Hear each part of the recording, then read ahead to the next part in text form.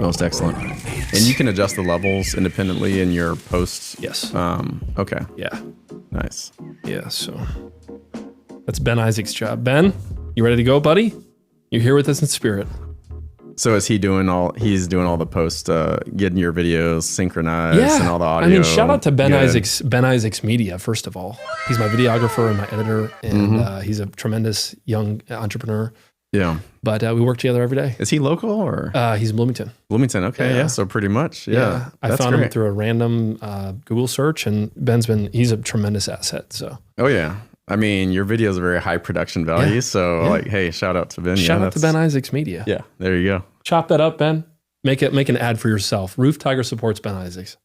Absolutely. No, good stuff. Let's introduce the people who watch this and my network to your network.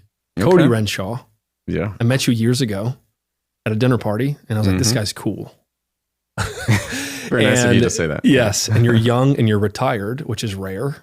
And there's some interesting story behind that, which we'll get into. But let's just open it up, man. You worked for Caterpillar for how many years? The Big Yellow. 20 years at Caterpillar. Yeah. So it was just about an even 20 when I retired. 20 in maybe 2 months. But yeah, that was pretty much my career, mechanical engineer at Caterpillar, but worked in a whole variety of jobs, from actual design work to supply chain to manufacturing to operations to marketing, data analytics, you name it. Like pretty much every job at Caterpillar I've had. So, what do you attribute that to, Cody? Your skill set are you just a malleable person where you can sink your teeth into pretty much anything and learn it? Yeah, absolutely. I think, and I think a lot of people are this way. But you get into a job and the first few months you're learning, and then you start delivering results. Kind of maybe after 6 months or something. So throughout my entire life, I've always had a thirst for new knowledge, developing new skills, learning new information. So for me, an ideal time in a job, which is kind of what I had at Caterpillar, was about 2 years. And then I'm kind of growing and expanding and on to the next. And that's just how I've been. I'm kind of a jack of many trades, but like an expert at none. You know what I mean? That's really what I am in life. So I have so many little hobbies that I picked up and really run hard at for a year or two, and then I'll kind of drift to another hobby and run hard at it for a year or two. That's just kind of my mindset. I feel the same way about myself. Like when I sink my teeth into a hobby, I'm like really into it, and then maybe 5 years later, I won't be into it at all. Right. If I found the new thing. Yeah, that's exactly it. It's a fun way to learn stuff and to honestly. I just do stuff. And then, like, I think that a lot of people get stuck by the doing and they think about things or like think about how to do them. And I don't know a lot about a lot of stuff, but I'll just dive in. Yeah. And I'll be like, let's just learn it as I go. Exactly right. And that's very much my approach to everything is learn by doing, jump right in, get your hands dirty. That's, it's really that mindset that, led to a successful career at Caterpillar. Is being willing to not shine away from challenges, setting bold goals. I'm a very... Is that a book? What's that? Is that a book? No. Okay. No. Bold goals would be a good book. Oh, I mean, and it's really just a mentality. Like I have I see the world through rose-colored glasses, you could say, but I have a very optimistic mindset, and that's just how I am. I think I probably got that from my mother maybe, but it's just, I believe in setting very bold goals, very ambitious goals, and pushing yourself and pushing your team to achieve things you didn't think were possible. And that's kind of what I did in every role I had at Caterpillar. And that's what led to success, I would say. So you mentioned your mom. Was your mom a very optimistic person all throughout, like always encouraging you to try new things? Oh yeah. Is she still alive? No, she passed away when I was 19. So after a battle with cancer. So and that really, no, thank you. It's been a long time, but I mean, she was kind of like an angel on earth. She would open the doors to our house to everybody in the neighborhood. I mean, everybody. We had, she has 6 kids of her own, right? Many times throughout my life growing up, we'd have more than 6 kids living at our house. I'm just saying full on living at our house, you know, friends, acquaintances, they're going through tough times at home. They'd come over and live with us. They'd eat our food. As a kid, I just thought that was normal. I thought it was normal that there was, you know, 8 kids living in the house with us at all times. No, so she's got the biggest heart in the world. So in fact, one of those kids is functionally my sister now. She's lived with us so long. And it's just amazing. So my mom is just like, she sees the best in everybody, you know. She's not somebody who or she wasn't somebody who would have negative perceptions about somebody when you first meet him, you know. I feel like that's rare in life, and you know, when you meet a new person, right? Some people make a judgment about that person the moment they are introduced. They're like, I don't like the way that person shook my hand, or that person, they made a condescending comment. They must be a real a-hole or whatever, you know. Like for me and for her, it's like when you meet somebody, you have the most positive, you know, I in my mind, like I said, rose colored glasses. I see a great human in every person I meet.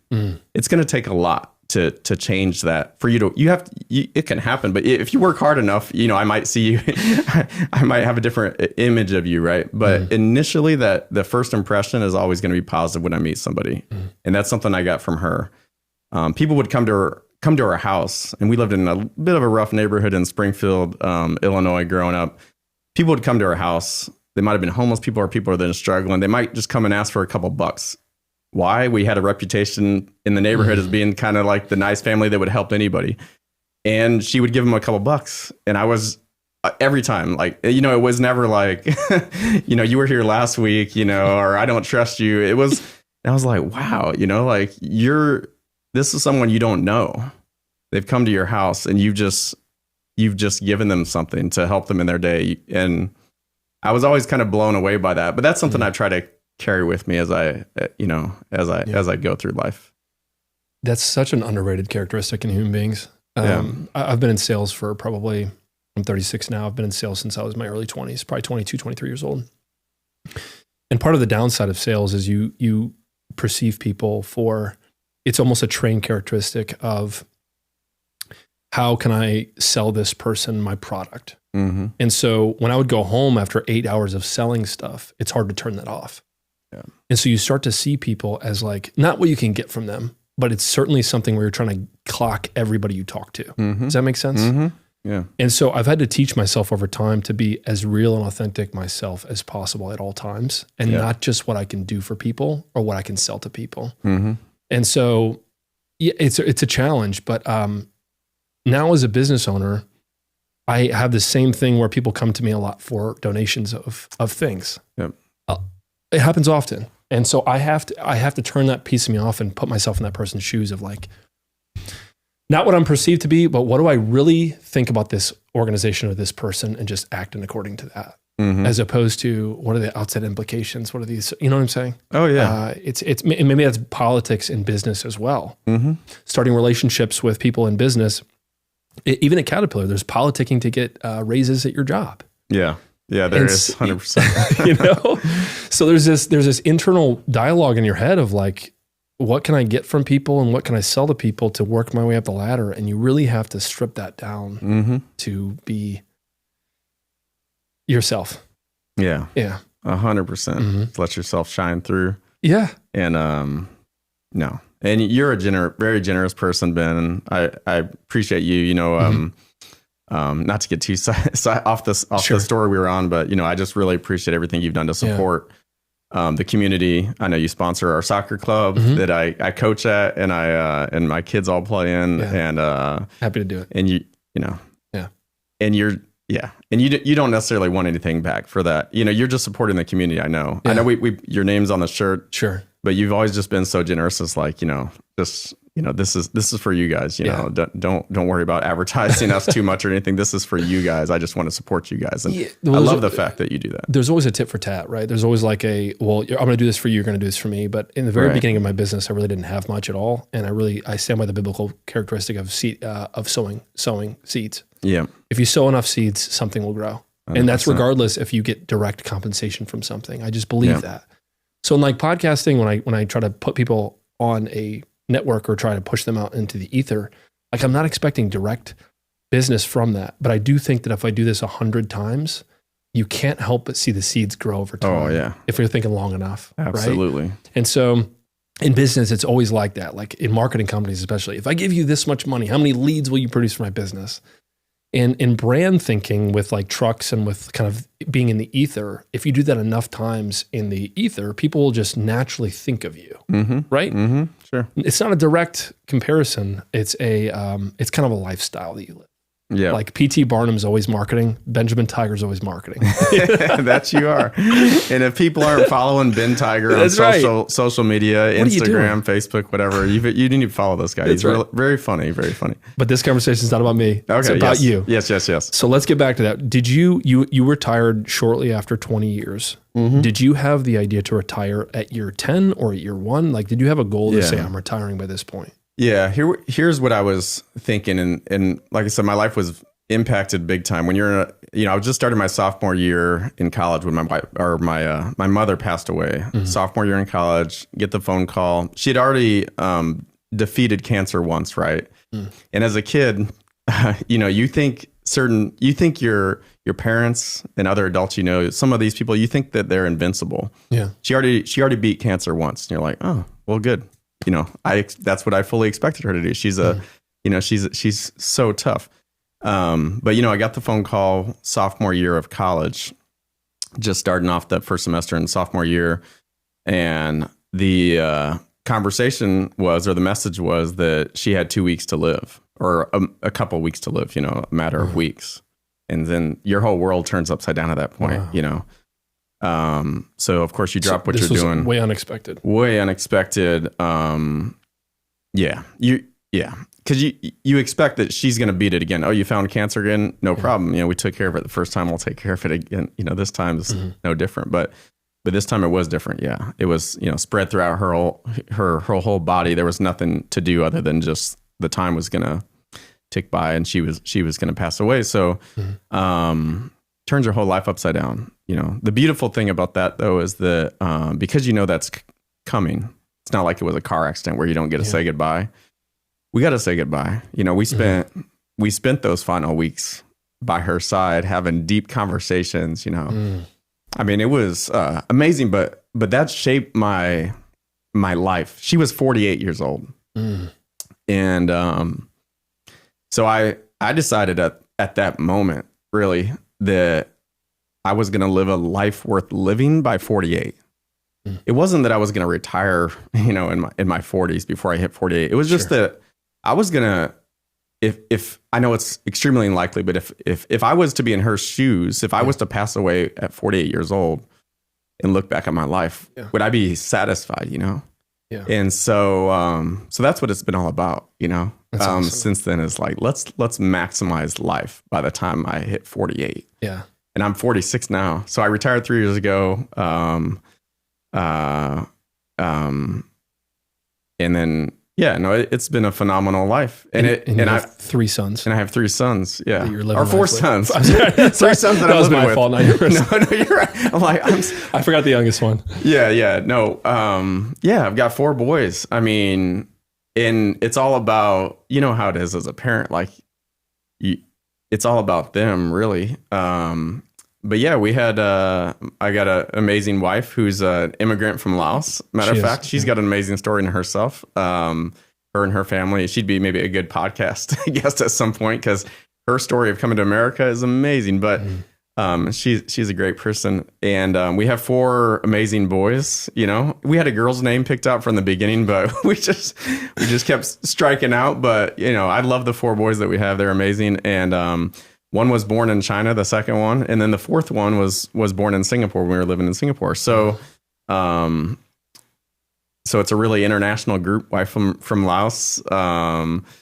from Singapore, one from China, 2 born here in Peoria, and then I'm from Iowa. So we got that diversity going, right? So, it's amazing. And my wife and I, we have we have sort of a family mission statement, right? And this kind of helps shape all the decisions we make as parents, is that we want to maximize, the sense of discovery and growth that our kids experience. Like that's it. So any big choice we have in life, we're making a choice that's real. It's actually real clear, because we just go back to that statement and said, with these two choices in mind, what's going to maximize, the mission statement. Yeah. So it's just like a business, right? Yeah. If you've got a clear vision and everybody's pulling in the same direction, those decisions become a lot easier that you're making a business, right? And it's the same way for our family. I think I read that in a book somewhere. And it was it's been so powerful and so impactful for our family to have that North Star. Yeah. That there's much less disagreement, right? Right. So I mean, there was a point in 2014, I had a job offer from Amazon to work at Amazon Web Services before it was like known that they were the juggernaut that they are on the web services side. And at the same time, Caterpillar had this job offer for me in Singapore. And both very great opportunities. Pacific Northwest would have been amazing for the kids. In Seattle, yep, exactly. But we just went back to that statement and said, okay, what's going to maximize kind of the growth mindset for our children and the sense of discovery for our children? It's like, man, if we get an opportunity to live in Singapore and see that whole side of the world for them, because we lived in China when two of my kids were very young, but to go back to Asia and live in Singapore and, we could take a weekend trip to Thailand, weekend trip to Indonesia, it's such an easy jumping off point in Singapore to see that whole side of the world. New Zealand, Australia, Vietnam, Cambodia, you name it. We're like, yeah, that's going to be the choice. There's no question about it. Amazon might have been better for my bank account. It might have been better for my career, but that statement is not necessarily about my career. It's about what can we do to really develop our kids. And so we did that, and no regrets, man. It was awesome. So we don't talk every day. Yeah. But I follow you on Facebook, and I see you posting pictures of you skiing on a mountain, of you guys taking trips out to camp, of going to the rocket launches in Texas or in Florida. Like, you're such an active parent that it's commendable, because I don't see that as much as probably what I should. That should be, because what do we have in life besides these moments with our kids? And like you said, if we were to pass away unexpectedly, right, would we be proud of the relationships we've built? Would we be proud of the relationship with our wives? Yeah. And all too often it boils down to, in America, how much money do you make? And what is your job? Right. As opposed to like, how fruitful are your relationships? How close are your friendships and your relationships with your immediate family? And we don't think in those terms as obviously as probably we should. Right. And so for you to do that, it's been an eye opener for me to be like, man, this is what I want too. Yeah. This is what it's about. Yeah. So when people ask me at my company, like for time off and stuff, I have a very open policy of like, you take the time. Family always comes first. That's if you have a sick child, if work will always be here, and 100%. We'll figure it out when you're gone. Yeah. Your company's not going to burn down. Yeah. Maybe in the first year it was going to. That's true. Year 5, we're good. Yeah. So it's like we can afford to do these things. And by the way, when you have happy employees and happy families, you probably have happier work production. 100%. So it ties in, but those natural things are not necessarily tied to bottom line compensation. Yeah. It's tied to, again, in the corporate world, how much money do you make and what's your title? And that's a sad reality of American life at times, because we sacrifice so much for our companies and not as much for our families. Yeah. Yeah. 100%. So and you said that was in 2014, that job. That was in 2014 when that kind of decision point came. Yeah. And that was probably the same time you started investing in Tesla. Oh yeah, actually that's really close. Yeah. It was 2013 I invested in Tesla. So I've always had an interest in investing in automotive stocks, but also in technology stocks. And Tesla is kind of the perfect marriage of the two. It's really a technology stock, but it's also Are you a gearhead by nature? Not a serious gearhead. Actually, I'm a mechanical engineer, so I've designed parts of diesel engines and all sorts of stuff. So yes, important distinction.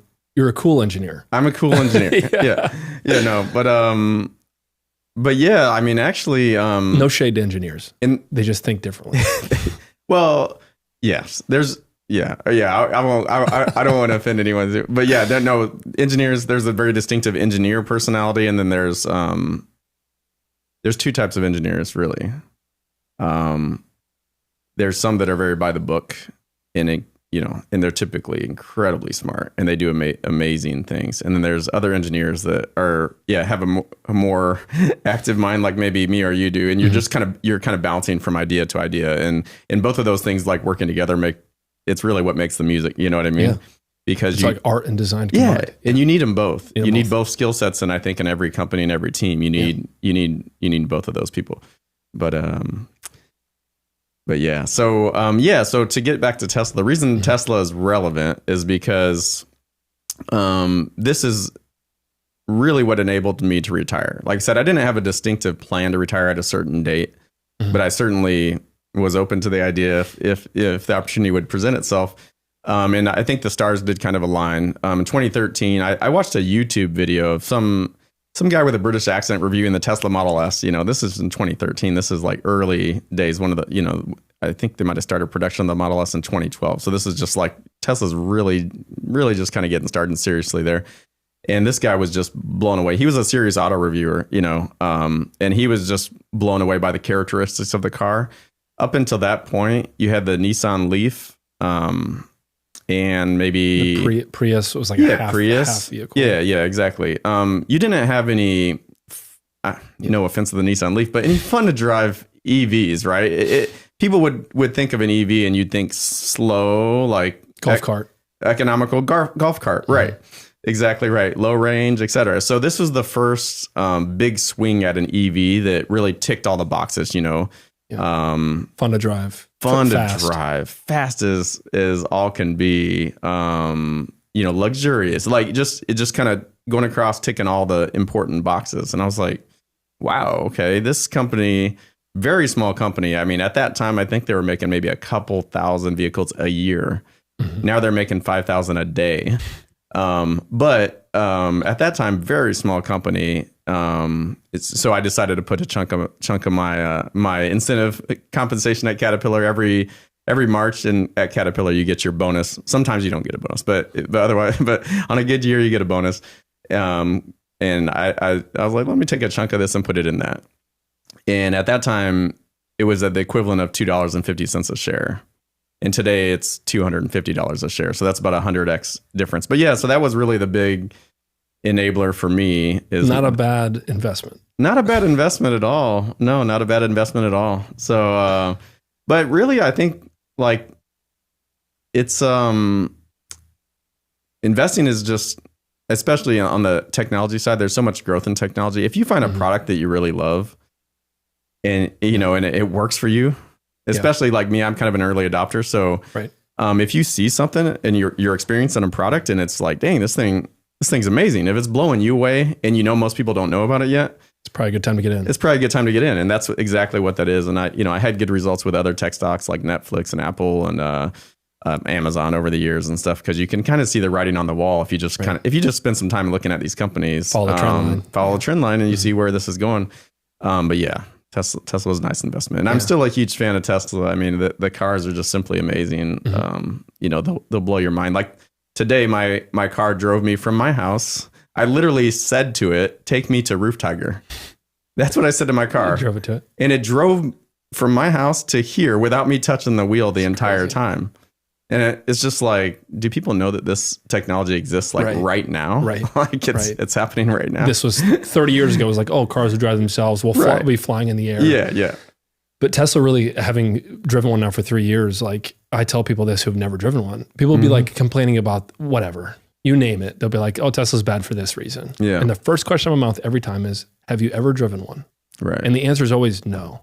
Yeah. I'm like, I got to get you behind the wheel of this, because if you just went 0 to 60 in a few seconds, or even just the smoothness of the vehicle, one pedal driving, not having to brake, but besides the full self-driving, the vehicle experience, using your phone as your car key, dude, like these are simple things that now we are accustomed to. Then when I step into a non-electric car, I'm just like, man, this is 100%. ages old. I haven't carried a car key in my pocket since 2016. Same. I hate car keys. It prick my leg. Oh my, I'm so bad. Like if you ever rent a car, sometimes they give you like a bundle of keys. Yes. Because they got the 2 key fobs and everything. And I literally have snips in my car.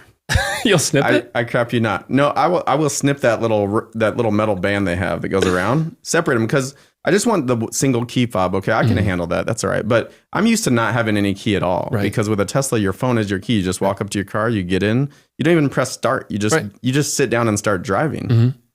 And that's the experience. If you were designing a car with the customer in mind, you're kind of, that's what you would design it as. Yeah. Why everybody else isn't doing it yet?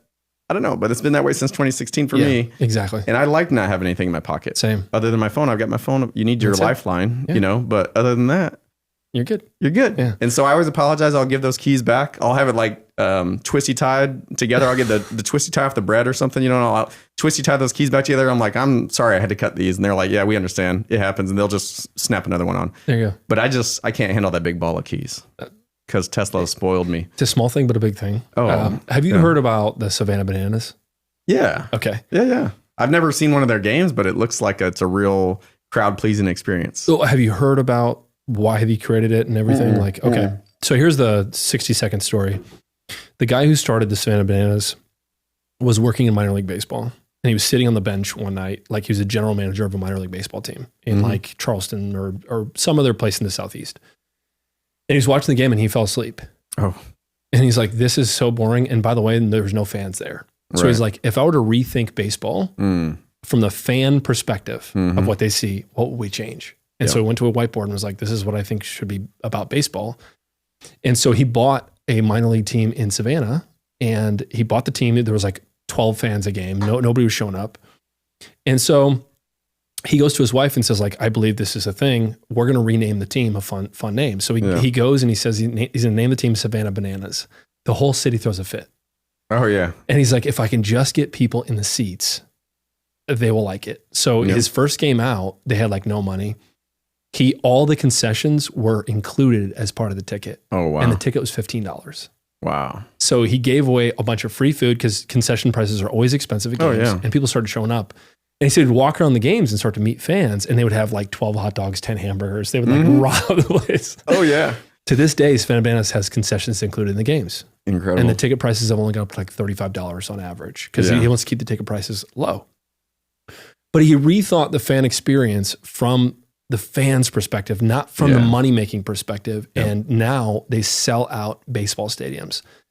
Now they're going to, I think, 7 NFL stadiums this year. Ooh. He was just on 60 Minutes. I watched the article, and they said, well, how are the ticket sales doing? He said they're all sold out. This is tens of thousands of people from these games. But they've rethought the process of how to run a business. Yeah. And that's oftentimes what I think of in roofing as well, of like what is unexpected and expected in the roofing industry. Right. Well, being ripped off, having boring trucks. Like, if we rethink these things and don't do what the narrative says, you'll probably be successful. Yeah. Because we don't like these things naturally, but companies don't change. Right. They kind of stay with the trend lines of what a regular car company or whatever company does. But 100%. If we rethink these paradigms in ways that people, the consumer actually cares about, all of a sudden we can have tremendous success. 100%. And the funny thing is like, if instead of doing what you described there with the Savannah Bananas, if they just benchmark other minor league teams, and they're like, you know what, I think we can do 10% better than the best in the class. Yeah. They would never have achieved what they did, right? They started with a clean sheet from first principles thinking, basically, thinking about the customer's experience every step along the way. And they built a product that customers would love. You build a product that a customer would love, and boom, it's going to sell. Yeah. My brother-in-law just bought a Tesla, and I went along with him, and because I've always been impressed by the how long it takes to buy a Tesla. So short. I timed the experience, and I filmed the whole thing, and I was timing it on my phone. In and out, 3.5 minutes. He's got a brand new car, 3.5 minutes, because they started with a clean sheet. Why should it take hours to buy a car? Yeah. I've literally spent my entire day buying a car before once. It's brutal. I pre-arranged the purchase price of this Honda Odyssey with Honda City. Sorry for not shopping local, but I found the best price with Honda City. We had negotiated a price before I even went there. So all I did was drive up to Chicago to pick up this. I think I'm just going to pick it up. Sign papers and walk out the door. I was there for 6 hours. I was hungry. I was, you know what I mean? Yeah. Hangry. I'm like, just give me the dang car. Let me leave. Like, you're waiting for the finance guy, then you're waiting for this guy, and then they walk a warranty guy in. Yeah. Oh yeah. They're selling me trying to sell me all these additional things. I'm like, what is this? You want me to never come back here again. That's kind of what you're telling me. You're just trying to milk me for everything right now and make this the most miserable experience. They did have the lowest price, but Tesla from a clean sheet, 3.5 minutes. We literally walked in the door, and that wasn't like trying to go fast. That was like chit chatting, shooting the crap about shark migration patterns. We got onto some sidetracks, and it's literally like that. And then they don't hand you the key. In 3.5 minutes, your phone is already your key, right? And you just walk out and you just drive away. It's like, are we sure we're good here? Yeah, it's like literally faster than running into Kroger and buying a gallon of milk or something. You know what I mean? Like, it's like, I just bought a automobile. Like, wow, why isn't it? But why shouldn't it? Why shouldn't it be that way? So a month and a half ago, I spoke with Michael David Roberts. Mm-hmm. So he manages a car shop in Creve Coeur.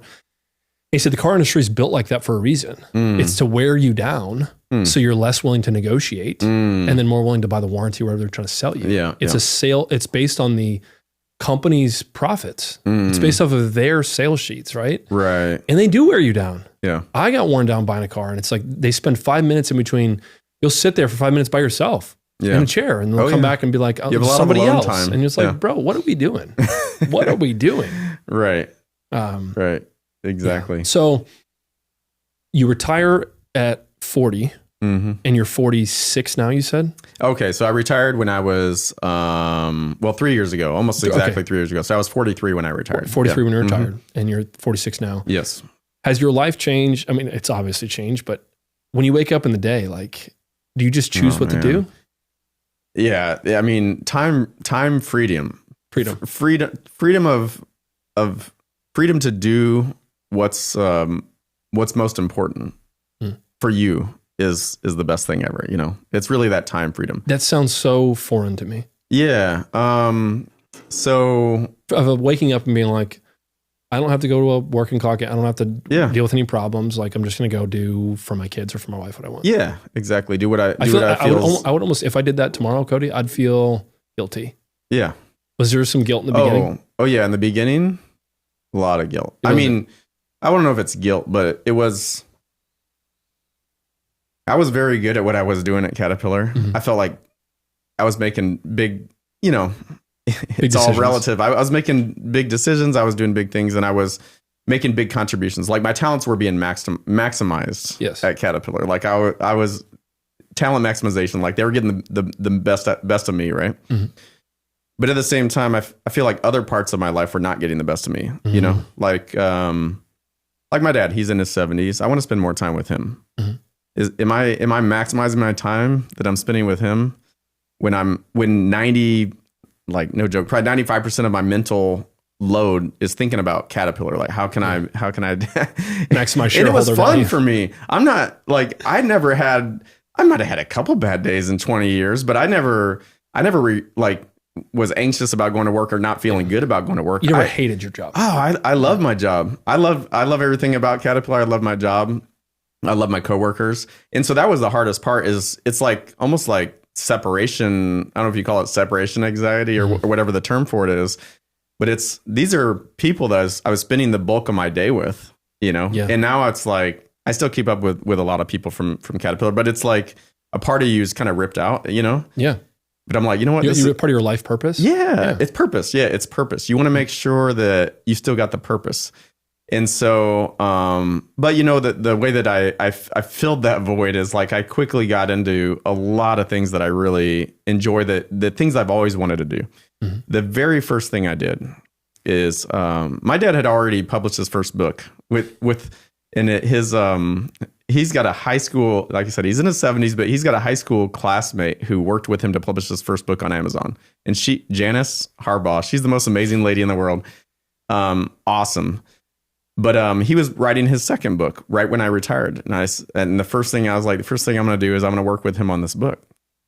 And so I was his editor / publisher / co-writer for a few chapters, on that book. And we worked on that book for about, I think 7-8 months. He had already written like 90% of it, but I was just, editing, fine tuning every day, collaborating with my dad on this project, and now that the book's available to purchase on Amazon, it's definitely not going to be a bestseller or anything. It's a passion project. Right. But that was one of the best experiences of my life, working with him day in and day out, collaborating to create something awesome. Yeah.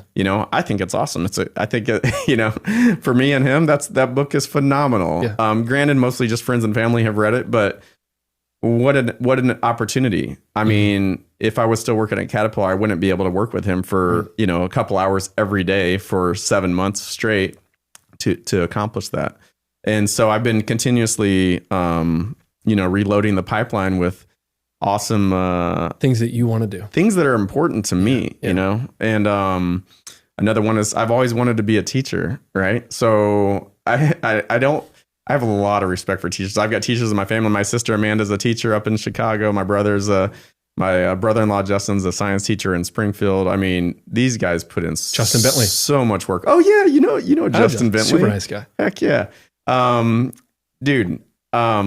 So much respect for them, but I was like, I maybe don't want to jump all the way into another full-time gig like that, but I want to be a substitute teacher. So I got my substitute teacher's license, and whenever there's an opportunity in our local middle school where my kids go to school, if it's like science or math kind of subjects or financial literacy subjects that I'm passionate about, I go in and sub when I can. And my third grade son Oliver, if his teacher's out, she needs somebody, I'm there. And I love substitute teaching for my kids.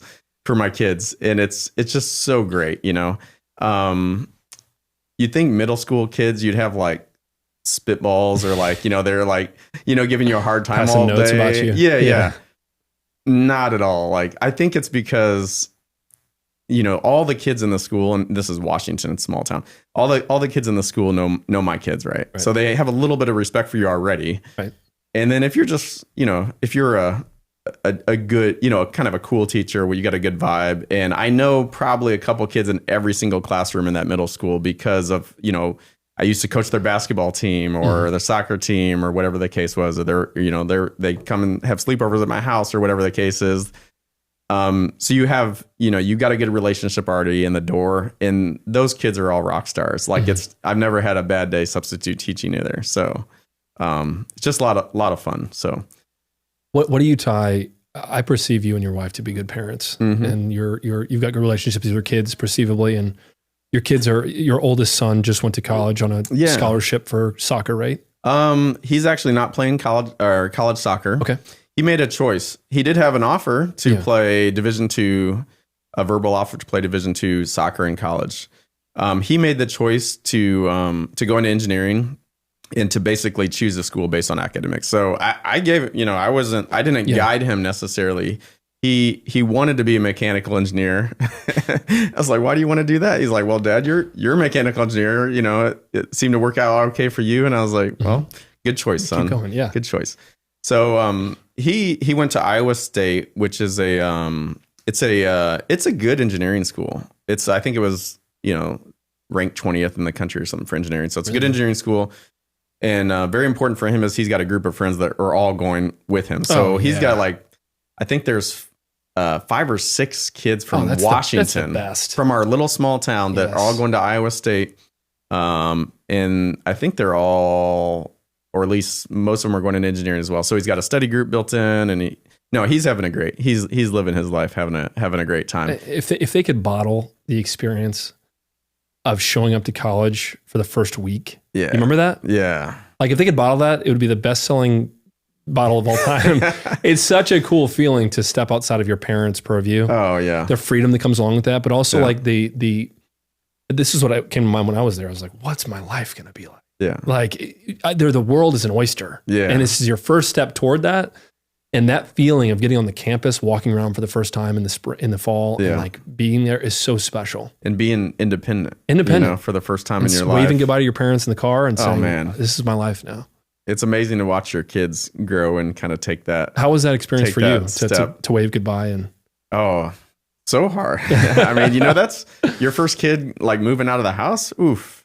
You never want that day to come. You kind of want to just like kidnap them and lock them in the basement or something. You know what I mean? But it's bittersweet. But man, I don't know. If anybody has teen kids at home and they're having like a little bit of a rough relationship with their kids, we never had like a rough relationship, but he'd be just in his room a lot of times, right? Yeah. Once you hit like these teenage years, you're kind of either out with your friends or you're at home in your room, and you don't want to hang out with mom and dad. Right. That's been our experience. How it was too. Yeah. I totally get that. However, and you think that's only going to get worse. You're like, dang, now he's going to be living 4.5 hours away from me, and it's only going to get worse. No, it's actually gotten better. We have a better relationship now, and he's only been, 1.5 semesters to college. Better relationship now than we had when he was living with us in high school, because he changed. Yeah. He's responsible. He's living independently. And I think, then I think he's reflected in like, damn, I had it pretty good. My parents are pretty special. They cook me good food. So now he's eating ramen noodles. Yeah. Now, exactly right. Exactly right. Yeah, exactly right. So now, we get off the phone, at the end of a phone call, he says he loves me. I'm like, where did this come from? He was always the one that you're like, come on, give me a hug. Give me a hug. He's like, and he's like, come on, Dad. Now he's like, he gives you that hug now. So no, it's actually been great, and I hope that continues to evolve that way. So yeah. And his name is Aiden, right? That's Aiden. Yeah. Aiden. Mm-hmm. So, what parenting tips could you say that you kind of modeled or focused on? Maybe it's the North Star you were talking about earlier, but what's the goal, or what was the standard for you guys to create good relationships with your kids? Yeah, I mean, I think being intentional as a parent is important. And what I mean by that is kind of going back to what I was talking about earlier. When you have a career and you're going so hard at your career, you're I think naturally spending the majority of your mental cycles on your job. Mm-hmm. And it's easy to put your personal life on autopilot, right? And your relationship with your kids on autopilot. Mm-hmm. Because everything will keep humming along, especially when you got a rock star wife like me who's keeping track of calendars and she knows everything that's going on, right? She knows where everything's at in the house. If you're ever missing something, she knows. Ask my wife and she'll tell you where it's at. But I'm sure, Isn't that crazy? By the way, relate to that. Small sidetrack, but like women just know where stuff is. I lose stuff all the time. She's like, it's in the top drawer, third shelf down to the left. I'm like, it's like the way that their brains are wired, they're so perceptive. And it's like, I feel like I'm just stumbling through life like a moron. I lose stuff all the time. Bro, this is my favorite watch. I got this watch. I bought some of my staff watches. And very nice. Got it from Jones Brothers Jewelers. Shout out. And I wear it almost every day. And I lost it for like 2-3 weeks. And I was like, I contacted the jeweler and I was like, I lost my watch. Do you have insurance? Or like, do I have to buy a new one? They're like, yeah, you got to buy a new one. This is like the day before. My wife texts me, found your watch. And I was like, when you find something that you lost? Oh, yeah. Oh, it's such a great feeling. It's the best. I called her. I'm like, where did you find it? She's like, I found it in your pants dresser. Like, it's buried away somewhere. I'm like, thank you so much. It's such a blessing to find things. But my wife, it is. I wouldn't have found it with my wife. Yeah. Wouldn't have found it. It's amazing. Yeah. It's amazing. Yeah. Yeah. So your youngest, now you have a pretty big age gap between Aiden and your youngest, who's now probably third grade, you said? Yeah, my youngest is third grade. So yes, that's right. So Aiden is 18. I've got a 16-year-old, a 14-year-old, and an 9-year-old. Now he's 9-year-old, third grader. But yeah, I think the biggest thing is just being intentional. So if you take all the mental power that you've been devoting to work, to setting goals, to managing expectations, to communicating, right? All these things you do at work that are so important to have an efficient organization like you have, efficient business. Good point. If you have all of those same things for your children, for your wife, for your family, exponential growth. Makes sense. Your business is growing exponentially. I'm just assuming so, but you're doing big things here, Ben. This is awesome. It's great.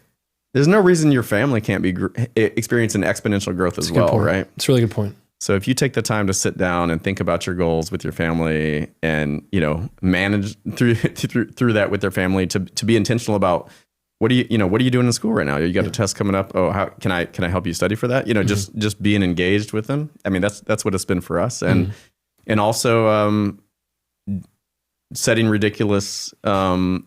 off on ridiculous adventures and challenges. You know what I mean? Yeah. Just so they have that growth mindset, that I can do anything mindset. That's what I want my kids to have, is I can do anything mindset. Same. And so that's what we've been really intentional about developing with them. Yeah. When my oldest, he's 18 now, when he was 9, I was like, man, we need to do something epic. And so I was like, you're 9 now, you're basically a man. You can fend for yourself. Yeah. I was like, so I was looking around. I was like, you know what? What's the highest mountain peak in Southeast Asia? Like, because we're living in Singapore, Southeast Asia, and it's on the island of Borneo. It's Mount Kinabalu. And I was like, yeah, we should go hike Mount Kinabalu. Let's go hike up to the peak of Mount Kinabalu. You're 9. Let's go. How hard could it be? Oh my God, let me tell you, man. Honestly, that might have been. You set bold goals. Yeah, it's all about setting bold goals. And holy cow, it was freaking hard. It was really hard. It was 2 days. You start off in shorts and a t-shirt, and you just start hiking up what feels like a never-ending staircase. It was so steep. Just going, I think the first day we hiked for like maybe 10 hours the first day. And then you come to like this little house, basically, right? Up in the mountain, little hut that you can stay into. No heat. And it was freezing. By the time you get up there, you're no longer in shorts and a t-shirt. And you've got all the clothes on your back, right? Jeez. And water and everything else. And you're shivering overnight trying to get a couple hours of sleep. And then you set out the next morning to summit, to get to the peak. And it's just, for him, for me, like... And he did it. He did it. Yeah. It was amazing. It wasn't easy. There was tears involved. I bet. I carried on my back for as long as I could. When you reach those moments, it's like, yeah, hop on my back. I'll carry you as long as I can. But like I said, you're basically going upstairs. Jeez. But he did it, right? And so I think those are the types of things. Like, it's an audacious goal, but kids can do anything, though. They can. Kids. Actually, this is my aunt told me this one time. She had a lot of kids, and she was she told me and CT when we were just married. I think we took a trip out to Colorado to see her, actually, and I made some sort of comment like, yeah, we'll be having a kid soon, so it'll be harder to make these kind of trips. And she's like, oh, hold on. She's like, no, that's not the mindset. Not in your cards. She said, no. Kids will go, kids are malleable. Mm-hmm. Like, they will go along for the ride. She was like, when you have kids, you should take more vacations, like go on more trips, do more things. Just bring them along. Like, you'll figure it out. Pack some baby formula, whatever you do, you'll figure it out. But your kids will appreciate you for taking them on adventures. You're not helping your kids by just sitting at home and putting them in a little bubble. Watching Netflix. It's like, oh, I want my kid to get their nap today, so I'm going to put them in a shrink. I'm just going to stay at home. No, they will appreciate the adventures that you took them on versus the alternative, right? Like, where are memories made? Yeah. On your exploration. Your memories 100%. Aren't necessarily made at nap time, at home or whatever, right? You know what I mean? Like, go explore. There's so much of that now. You're about 10 years my older. No shade at all. I can't wait to get my 40s, by the way. Like, my 30s been fantastic. It's a good time. But I've heard the 40s are even better. Yeah. But nowadays, with the internet, the advent of the internet and parenting advice on the internet so readily available, our generation is having a harder time finding out what to do as parents because there's so many opinions to listen to. Yeah, there's pressure, downstream pressure of like, oh, you do that for your kid?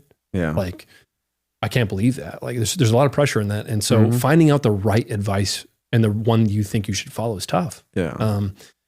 Some they want to take naps and have a very structured schedule and have like those things. Some people like yourself want to have a more adventurous life. Right. Like my kids, I've been teaching them entrepreneurship skills from early age. They always ask me to go to Target or Walmart. I want to buy this, Dad. I want to buy this. I said, money doesn't grow on trees. Let's go work for it. So we started a garbage cleaning business this last year, and we went door to door, and they sold $450 in garbage cleaning in 3 hours. Wow. And then I had to power wash them. I was contracted. Of course, Dad's doing some work too. I was contracted. But what a lesson, though. But what a lesson. I said, if you want money, go create a business. Let's go do it together. Yeah. And guess what we did? And so whenever we get low on money now, when they have their bank accounts go low, they've spent it all. I'm like, well, what are we going to do? Oh, well, we got to go work, Dad. That's right. Let's go find something to do to make money. So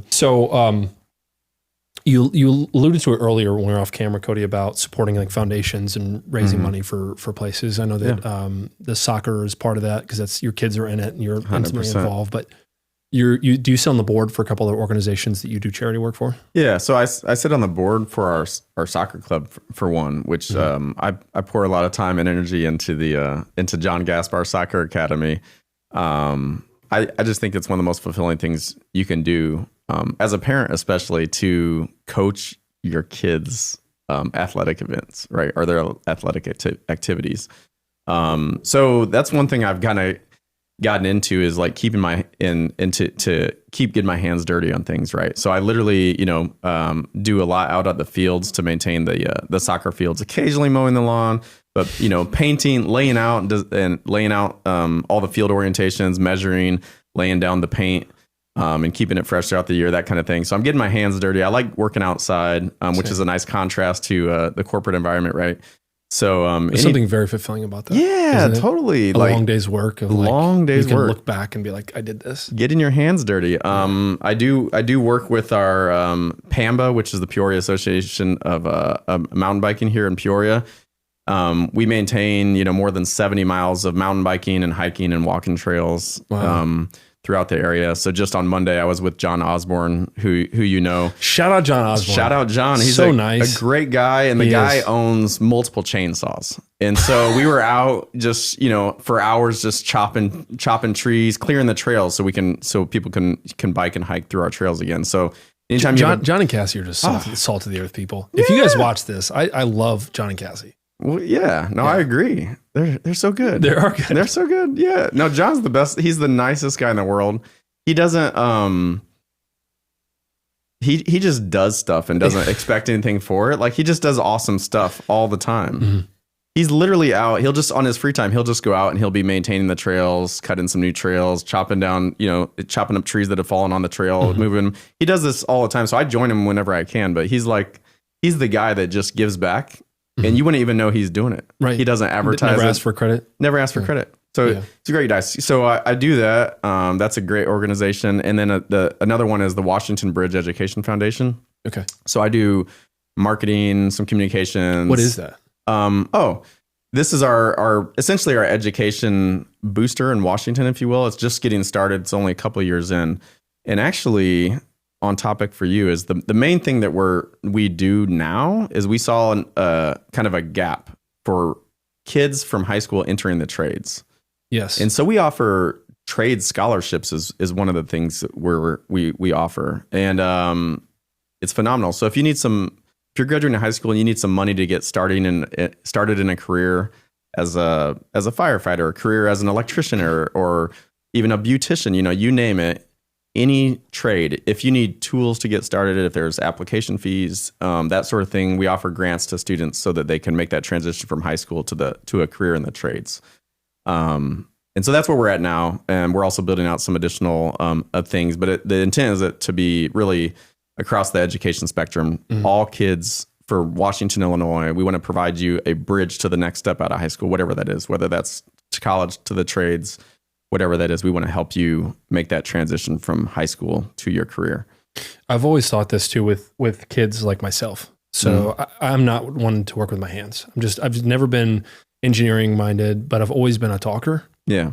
And if somebody would have told me about sales when I was 18, it would have changed my life in a lot of different ways and kind of shaped my career. So I've always thought about in the future, maybe it's soon, I don't know. Because I've had this idea for a long time. There's a lot of kids out there that don't want to go to college that are just like, that's just the natural next step. I'm going to go. And they don't have a specific career field. So I got my education in communication and business. But like the actual learning of what I do now was not in college. It was more so after college and learning in jobs. Specifically when I met a contractor and he started teaching about the contracting space, and it changed my life at 26, 27 years old.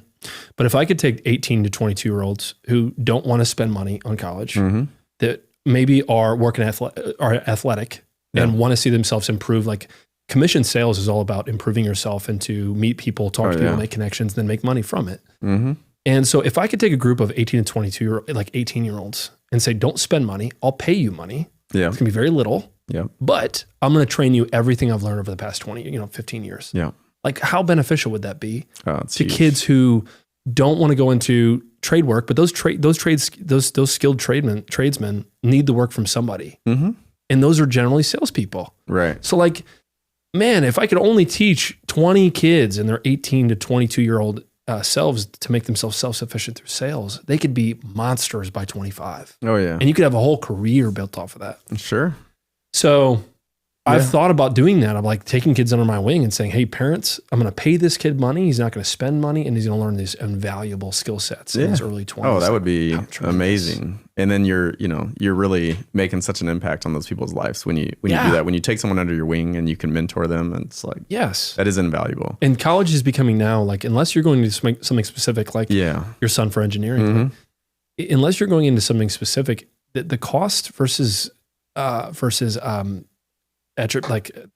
on investment, cost versus benefit is upside down. 100%, 100%. I'm fully on board with what you're saying there. It's, I think for a lot of kids, it's just you think of college and maybe these expectations from your parents or something is like a mandatory next step after, high school. Yeah, you're going to go to college. It's cultural too. In reality, especially now more than ever with artificial intelligence. Yes. You've got the world's knowledge at your fingertips. Yes. Any question you have, you can get a very deep, complex answer. You can learn very deeply on your own. Yes. So, a matter of fact, it's just, I'll give you an example. So I started a data analytics team at Caterpillar for one of our divisions. So we didn't have a data analytics team. So started it from scratch, hired some people. One guy that I hired onto the team was a mechanical engineer, right?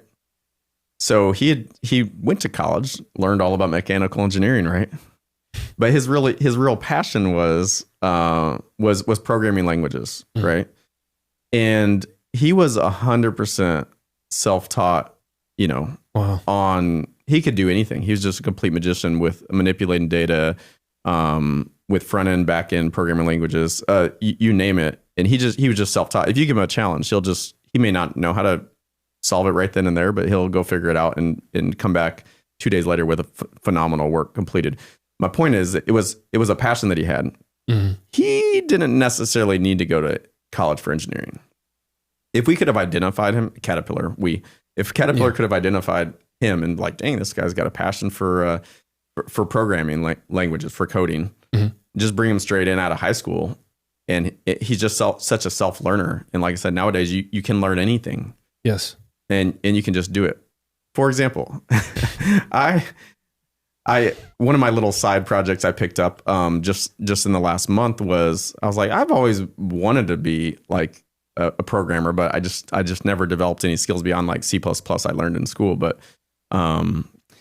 with AI though, it'll basically do the code for you. You just tell it what you want. It'll produce the code. So I made my own little video game. Right. I played it. And I actually published it on the Apple App Store. So it's great. Me, guy who knows nothing about programming, published a game that anybody in the world can download from the Apple App Store. And I did that in a matter of days. This is Shark Surge. Oh, what was the one where the little fast. Flappy Bird type? Yeah. Game? Okay.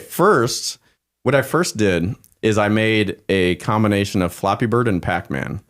And this was a JavaScript game that I had the AI write the code for me. I just, you just treat it like it's your employee that's a good coder, and you just say, hey, let's make this game. Okay, now tweak this. Okay, there's a bug here. Let's fix that, et cetera, et cetera. What we made is a version of Flappy Bird where you tap the screen and your character goes up, then it starts falling again. You tap the screen. I made the character Pac-Man, and so he's going along eating pellets and eating ghosts as it's kind of flapping through this through these channels. Now, when it came time to publish something for the Apple App Store, you can't necessarily use Pac-Man, right? So you got to be a little more original. So I just changed the concept to sharks swimming through the ocean, eating small fish. So same game. It's called Shark Surge. Yeah. And as a matter of fact, I'm just pushing the update. Hopefully they'll approve it. You gotta get every version you release, you gotta get up. Does it cost money to publish in the App Store? Well, not really. It's like you just need a developer's license. This is $100 a year. Right. So you could publish all the apps you want for $100 a year. So yeah, it costs something, but it's not a whole lot. Sure. But in the new version I'm releasing, you can unlock additional characters, right? So if you score high enough, you can unlock the tiger shark. Yes. I thought about naming it the roof tiger shark, but I was like, nah. Not for free. Yeah, exactly right. So, but anyways, the point being that I know nothing about this, right? But it's just something I always wanted to do. I have a brother-in-law who's like an actual serious iOS developer. He's like, made the Starbucks app, and he does like big things. Dang. He's a real he's the real deal. I'm just a guy, and I'm just like hacking away. Yes, I didn't make the Starbucks apps, but it's fun. It's made Shark Search. And the coolest thing? I did that with my kids, and they're my beta testers too. We work together. They tell me features that they want to add or like funny things that they want me to put into the game, and I put it in, and I'm like, yeah, let's do it. So it's really been a collaboration with me and my kids to create that app, and anybody can do this. Right. Like, do it if you're at home. And it doesn't have to be a video game, right? It doesn't need massive commercial success. Mm-hmm. Like I said, I paint the lines on the soccer fields at our Topher fields for John Gaspar Soccer Academy. It's a lot of geometry. I'm like measuring the fields. I'm squaring them up, because I'm not using GPS coordinates or anything. I'm like literally just measuring Pythagorean theorem. There's a triangle. I'm literally just going through these calculations, and I'm laying the fields out geometrically. Well, I think my next app is just going to be something for me that's going to make that job easier. Smart.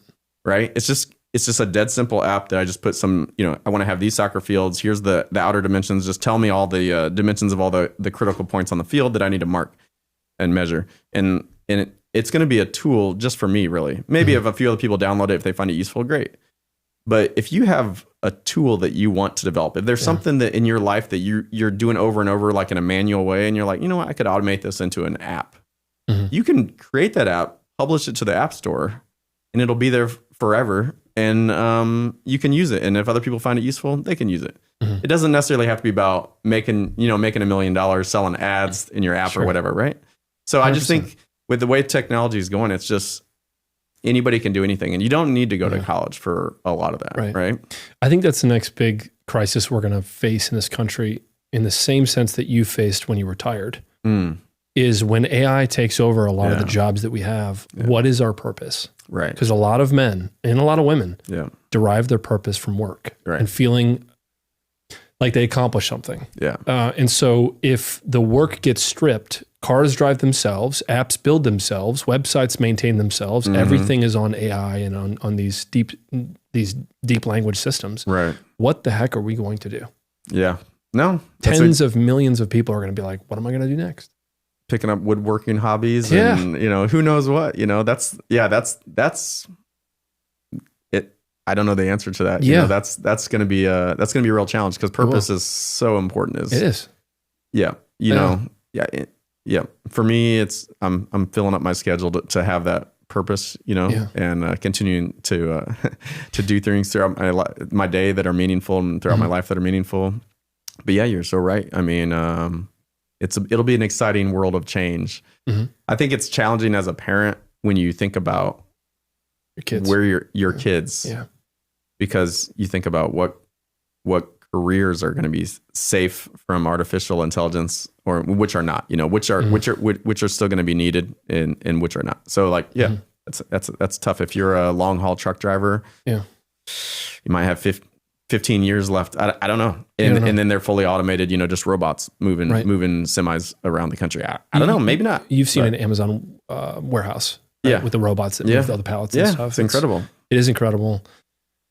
Yeah. What are we going to do, and what are we going to focus on? And if you take away those jobs from people, truck driving is the number one job for high school educated men. And so what do you do with those men who are no longer having jobs?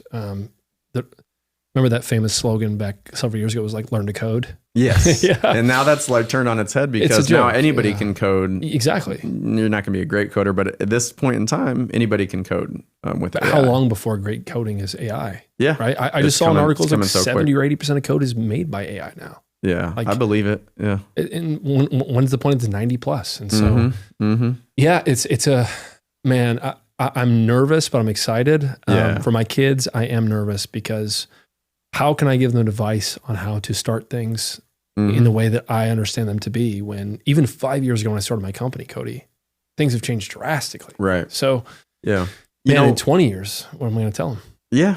Yeah. It's really, like you said, learn to code used to be the thing you told people that lost their jobs, is learn to code. Now it's almost turned 180 degrees. It's like, if you want a job that is going to last and it's going to be there forever, get in the trades. Get in the trades. Yeah. No, really. It's like, use your hands for stuff. I mean, manufacturing, I think there'll be a manufacturing resurgence. A lot of robots putting stuff together, but at the same time, there'll be humans involved. Yeah.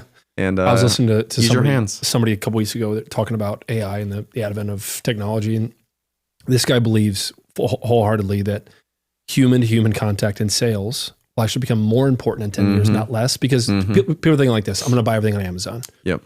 But I think we're going to get tired of using computers for things. Maybe this is just me, but I think there's going to be a resurgence of what was like 30 years ago, of like, we crave experiences now that are very basic, that used to be commonplace 30 years. Like, we crave going to dinner with our friends unannounced. Yeah. Yeah. And it's almost like you have to put it on a calendar for even scheduling this podcast. You're so right. You're so right. Yeah. Dude, like, my uncle used to come over to our place unannounced all the time. Yeah. And it would be the best thing ever. Like, Uncle Tom's here, like, run to the door, That is the best. Now we have to schedule it 2 weeks from now. My schedule opens up at this time and place. It's not as special as these things that used to be. If if AI and just advancing technology can free everybody generally up for more free social opportunities, more free time, that'd be huge. That'd be huge, right? So it could be that everybody just works less, right? You still have a job, but you're working, and maybe instead of 40, 50 hours a week, you're working 20 or 30 hours a week. Yeah. And you're freed up more time to just drop in on people, because you're so right. Like, one of the reasons college was so awesome for me is, like, in the dorm, people would just drop in. Like, my door might even be open all the time, and they just literally walk into the room or just knock and pop in. Playing and you chess start hanging out. And those were the best. Those were the best. I really crave that. If you're my neighbors watching this, just walk into my house. I'm going to do it. Walk in, Ben. You don't even have to knock. Just walk in. Like, what are you here for? Just here. Just here. Just sit down, do whatever I'm doing. We're just going to hang out for a little bit, and then, that's it. No obligations for it to be a formal event. Yeah. One thing I heard recently, which is amazing. There was like this huge study, this study has been running for, I think, 70 years, where they're following like cohorts of people throughout their entire life. And the most astonishing correlation they drew out of that study was that your physical health when you're 80, the best predictor for your physical health when you're 80 is your social health when you're 50. Wow. So what's your social life like when you're 50? Interesting. If it's good, you're going to be a very healthy 80-year-old. Interesting. Isn't that wild? That is wild. What does that tell you about people? It's everything. And if a lot of 50-year-olds are in the grind of their life at work, are you maximizing your soul? And I'm bad at this. I'm not a good example for this. I'm so bad at keeping up with people and stuff. But are you maximizing your social health at 50? Because you should be. Sure. So that gave me something to think about. I'm like, dang. Yeah. I need to drop in on people. I need to go see Ben in the Tiger's Den. Just say what's up. Say what's up. I'm here to say what's up. Yeah. Yeah, totally. Which I would invite that. Part of the reason I post content, well, it's a marketing play clearly, but also I like sharing my life as a historical reference of like, I'm going to look back. I look back at videos. My daughters love to watch videos from early 2020. I used to film with them, and they're like, this is so funny. Oh yeah. But I'm going to do that in 10 years from now. But I get to have a historical record of my life, which is cool. But also people that watch my content and never comment, call them ghost watchers. Yeah. I'll meet somebody or see somebody from years ago, and they'll be like, hey, I saw you started that third business, which is a relatively new development. Oh yeah. Like, you're watching me and I don't know. Yeah. Which is kind of cool because they're staying up with my life. They kind of know me without knowing me. That's right. I know nothing about them because they don't post content. So it's like this weird, I know more about you than a lot of my friends that don't post, that I don't keep up with. Yeah. Because I know kind of what's going on in your life. So part of the benefit of social media is like, I get to share my life with a bunch of strangers. Yeah. And then we can talk as if they kind of know me, and then I can find out who, I don't know. I know a lot of people online more than I know about people in real life sometimes. No, I agree. Like that's the benefit to me of, say, being on Facebook. That's why I have a Facebook account, is just to kind of keep up with people's lives that I don't see all the time. It is a little surreal, like when you run into someone and you're like they might be telling you about something, and you're like, I know, I know you just took a vacation to Hawaii, like you don't know. Right? Because in the past you could never do that. No, you're so young, you might not remember, but there was a time when you didn't know what was happening with people, and now you kind of know everything that's happened with people. So it's like, I mean, but it's good. It's kind of the good and bad of social media, right? Like, but to me, that's one of the positives, is just keeping up with people and letting them know what I'm doing in my life, and I can see what they're doing in theirs. Yeah, or message them and say, hey, I see what you're doing, like, good for you, or commenting on their stuff. Like, I find that to be very healthy for my relationships. And then when I see that person in real life, I'll be like, we've been staying in contact. And some friends I've lost contact with over the last decade that I don't know what the heck is going on unless they post. Yeah. So, it's like, I think I know who this person is, and I think we can talk about things that are relevant. And that's right. It's good. Right. Yeah. So you said PAMBA, you said the Bridge Association Foundation, Washington Bridge. Is there anything else you're involved in? No, I mean, those are the big ones. In the soccer club, substitute teaching, just developing iOS apps, just whatever. Like I said, I kind of move from thing to thing, and but those are the things that I'm passionate about. Awesome. Yeah. What's it going to look like over the next 25 years, Cody? If you could predict your future, you and CT. My future or our future? Let's say all your kids graduate high school, they're on to college or something on their life. Like, have you thought about that? You're so involved with your kids' lives. It's coming sooner than we know. The thing, for us, it's like, it's just planning the next adventure. We're going to Peru this summer. Machu Picchu. Yeah, we'll do that. We actually have 2 nights in the Amazon rainforest. So there's a piece of the Amazon that's in Peru too. And so it'll be, you fly into this airport, but then you get on a boat, and the boat takes you up the river, because there's no roads that connect this, this little resort we go to, and you sleep in a hut on the side of the river in the Amazon. So, but it's just like, how do I keep planning these crazy experiences and just for my kids? So, man, if you're going out 20, 25 years, I suppose, let me reframe the question. Instead of the next 25 years, like, I think in getting to know this conversation, you just plan to take the next step that's in front of you. Yeah. Like, next big thing. I, like you said, this part of this podcast here is like a time capsule, right? For me and for you, but for me, for this podcast, it's a bit of a time capsule. So what's Cody going to be doing in 20 years? I think that's a profound question, and I probably need to give it a little bit of thought. Mm-hmm. But I think something will materialize, and I'll be doing some big things, but something will materialize. I don't have the plan at this moment, right? So that's kind of the way I'm living life. You know what I mean? Yeah. So with your talents and skills, there's going to be something that materializes from it, and that's the next thing that will happen. What I really hope, though, in 20 years, I hope that my kids have a house with a guest room. And I hope my kids are living in really cool places, right? Mm. In a diverse, like, I'd love one kid to be in East Peoria. Yes. I'll always have roots in Central Illinois, but what I need is one of my kids to have a house to live in like Denver, Colorado. I need one of my kids to like live in Seattle, one to live in maybe in Texas somewhere, you name it, maybe one in Boston or something. Let's spread out a little bit. And I want a place that I can go visit and just drop in. Me and my wife, we're just going to drop in. We're going to hang out with their kids, right? Presumably. And, just enjoy life, right? Yeah. So build those relationships with my kids further, and with our grandkids, our eventual grandkids. Like, that would be amazing. Does CT have that? Did you have to kind of adopt that mentality with CT, or was she kind of shaped that same way with those experiences? Ooh, man. So yeah. My wife has a crazy backstory. Okay. So her family, first of all, her mom and dad were both working with the United States in the Vietnam War, on the United States side of things. The communists won the war, right? So the government after the Vietnam War was a fully communist government in Laos. As such, she has 6 siblings, right? So there's seven kids of the family. Part of the part of the regulations there was no education allowed past the 4th grade. They want everybody to just be farmers basically and live that agrarian sort of life. Mm-hmm. But if you wanted something more for your kids, something more than a 4th grade education, there's only one way is to get out of Laos, right? So they literally snuck out of Laos in the cover of darkness, and so this is little CT. Yeah. So she was 9 years old, gets woken up. She had no idea it was coming. Gets woken up in the middle of the night one time. Is like, hey, we're leaving. Let's go down. She lives in this little tiny village right on the Mekong River, separating Laos and Thailand. Get on a boat, and it's a patrolled border. Like, you're not supposed to cross that river, but they got on a boat in the middle of the night, crossed the river, and went deep into Thailand. I'm assuming they had to pay a large amount of money to do so, probably to be snuck out. Maybe.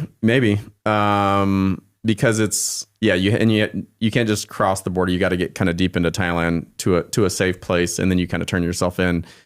They're basically late refugees from the Vietnam War. Wow. So the U.S. still had a program set up where if you supported the U.S. in the war and you're a refugee from Laos, we will help re-immigrate you to the United States. So they went to the Philippines to basically learn some basic English and kind of get acclimated to U.S. customs and so forth at this camp in the Philippines. And then a family or a church group actually in Springfield, Illinois, sponsored them to come to America. So this family, they came with 6 kids. The oldest one stayed behind, but they came with 6 kids to America into a 2-bedroom apartment in Springfield, Illinois, and started their new life in America, right? And we want to talk about the American dream and kind of what's possible in America.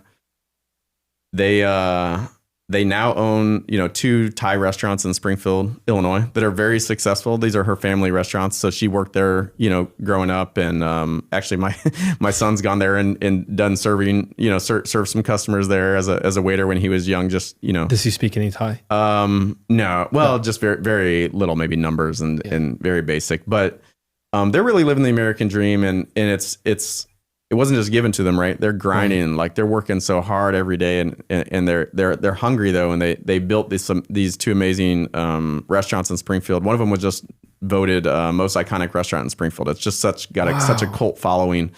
What's it called? Magic Kitchen. Magic Kitchen Thai restaurant in Springfield. There's the in my opinion, the better one is on Peoria Road because that's the original one. So you won't forget that Peoria Road in Springfield, Illinois. Yeah. Magic Kitchen Thai restaurant. It's grandfathered into not having a liquor license, but you can BYOB. So people will show up on Friday night, say, bring a cooler, sort of tailgate in the parking lot. You might have some wine or beer or whatever while you're waiting for your table, and then they'll call you in. You go inside. It's a small, almost like a hole in the wall sort of restaurant, but just perfect. And the food's phenomenal. So anyways, so her family's just had an incredible life experience that's just so inspirational to me, and I think my kids learn from that too, because her family, man, they work hard, you know what I mean? Yeah. They're grinding, and I think it speaks to like how amazing America is too. Yeah. I was just talking to a guy, I just released a podcast today. His name's Dmitry Lipinski.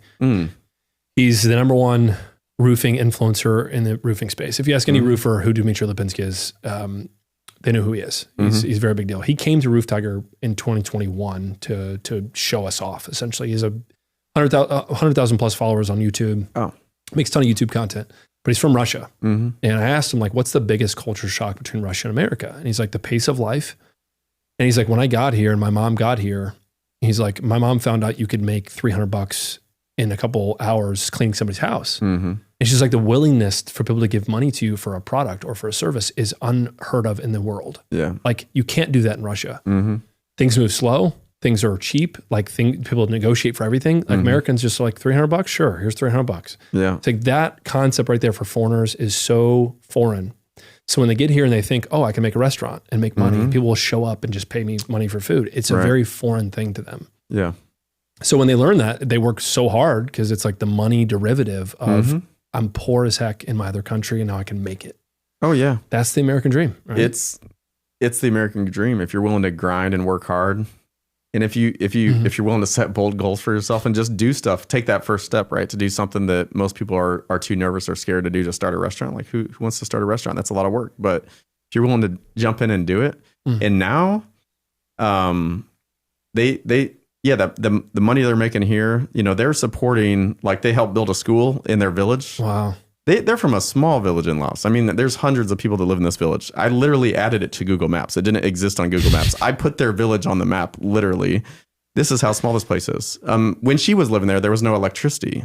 And this was... Wow, in the whole village. In the whole village. So we're talking like 1990s, no electricity. Crazy. And so it's a very small village, dirt roads. Does she remember any of this? Oh yeah, she does. She does. And it's, in her family, like I said, there's 7 siblings in the family. So the older you go, the more they remember, and the better they are with the language and so forth. Mm-hmm. But yeah, my whole family's been back there to spend time in her village, and it's like they have electricity now. They do now. Yeah. And it's pretty amazing because the last time I was there, which was a while ago, but the last time I was there, you'd be driving through this dirt road out in the country in Laos, and you'd see a glow coming through the side of a little hut, right? They've got like a thatch. Some of these buildings have like thatch walls, right? So it's just like almost like sticks, and you see the glow of a TV coming through the wall. So it's like, they've got electricity now. But I just think it's amazing that now they can send money back to Laos, and they can support that community and help improve the education in Laos. And they go back and visit and donate so much every time they go. Yeah. It's just so inspiring that they can do that. The oldest sibling who stayed behind, is that a man or woman? It's a man. Yeah. Is he still there? He has since passed away. Yeah. Ugh. He got came down with a virus and didn't make it. My gosh. But yeah, he was quite a bit, probably 10 years older than maybe the other kids. So his life was already established in Laos. He had a wife and a kid. And so it probably would have been a lot harder for him to take up all those roots and move to the US. But all the younger kids came though. Those are just some things. My wife and I went to a fundraiser called Inspiring Generosity. It's run by a guy here in town called Josh Waite, and he traveled abroad to a couple different countries and saw like just destitute poverty, and came back and essentially started raising money for these people in different places. And then he brings in, his goal is to raise $10 million over a 5-year period for multiple different organizations. So he essentially has like organizations come in, pitch what they do, and then people in the crowd can give money to those organizations. But the stories they tell, Cody, it's heart-wrenching that we as Americans have very small problems. Yeah. And we think they're big. And to some of these people, like especially women and children in some of these places, like they have no rights, they have no jobs, they have no ways to sustain themselves, essentially slaves in a lot of these places. And when you hear these stories, it's like, gosh, I'm so selfish at times. That's the thing that I felt. I'm like, oh my God, I think my problems are big. And I think maintaining cash flow in a construction business is hard. Like these people have no anything. They have nothing. And where do they go if they have problems? They have, perceivably no hope for their future unless somebody else steps in. That's right. So it's humbling. It is to hear those stories and to see it come close to you. It is really humbling. And, that's one thing. That's why I like to travel with my kids, because, they experience they see this firsthand, and it does humble you. We all have our day-to-day problems we get mired in here in the United States.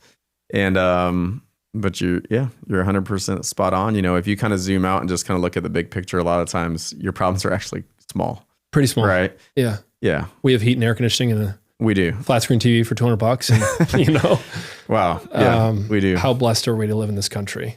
Oh, like, man, so blessed. I traveled to India when I was 19 years old, 20 years old in college, and seeing the poverty there. And there's people there, they have a caste system. Yeah. And there's people called the untouchables. Have you heard this before? I've heard about it, but yeah. So imagine there's like 7 castes. Okay.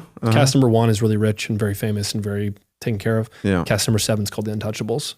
And when you marry people, 95% of the people there marry based on families choosing your partner. So both the husband's family and the wife's family just choose the partner, and that's who you marry, period. They do not choose the untouchables. You can't come up in caste. So if you're born into 7, you're stuck. Wow. And when I saw this from my own eyes of where the untouchables live versus the caste system 1, 2, and 3, it's mind blowing. Oh yeah. India has 1.2 billion people in the size of the eastern border of our country. It's amazing. 4 times our population, Cody, and 1/3 the size. Yeah. So everything's tight. Then there's certain portions where it's like, yep, don't go there. That's the sewage treatment. And next to that is where the untouchables live. And it's like, gosh, what? Rough. Yeah, bro. We have choices here. Yeah. Which I think a lot of us have choices here, right? Not to say there's not poverty here that exists and problems, but there's poverty, there's problems. It's not that extreme, but people are born with more challenges than others here. Some people are born in very good conditions here in the United States, and some have a lot of roadblocks in front of them that they have to overcome. Of course. But I feel like it is the land of opportunity. When you kind of zoom out and look at the whole world, man, there's so much opportunity. If you're willing to grind and work hard in the United States, you can do it. You can do it. You can do it. I think that's a good place to stop, Cody. Yeah, absolutely. You can do it. You can do it. We did it. We did it. And we're doing it. Yes. I appreciate you as a friend, man. I appreciate you as somebody I can just, text and just relate to. When I first met you, I'll say this again, like I just find interesting people and you're one of them. You're in my basket of interesting people that I connect to. Thank you. So. Likewise. Yeah. You are one of the most fascinating people in Peoria. So it's an honor to have you as a friend and to be on your podcast, Ben. Love it, man. Phenomenal. Let's keep going. Yes. Yeah. For sure. Tiger Den, Cody Renshaw.